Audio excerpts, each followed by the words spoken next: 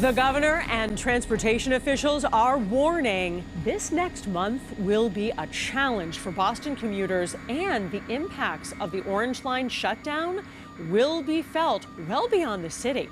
Good afternoon, everybody. Thanks for joining us. I'm Paula Eben. Now, the governor promises that, of course, when the work is done, we will have a safer Orange Line. But the highway administrator is warning congestion until then will be severe. MassDOT just released this map. Take a look. That shows the widespread impacts of this shutdown.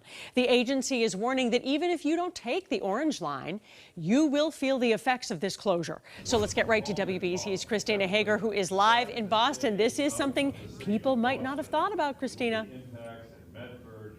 Yeah, Paula, we're now just 4 days away from this highly anticipated shutdown of some of the major lines on our city's public transportation system.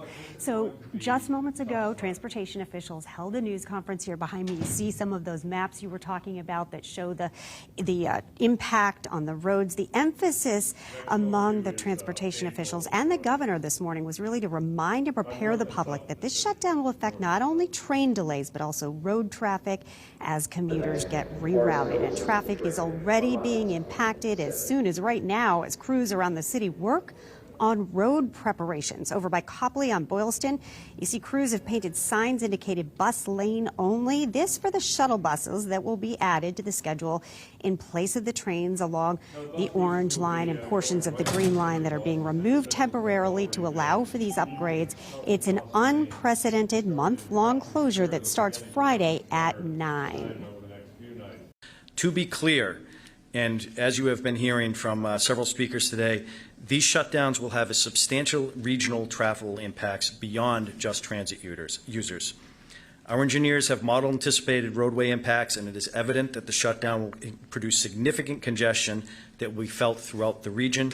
Doing 24/7 shutdowns for 30 days will allow the T to speed up upgrades, deliver on a ton of work over the course of that 30-day period that would otherwise stretch, as I said before, to over 5 years of traditional night and weekend work.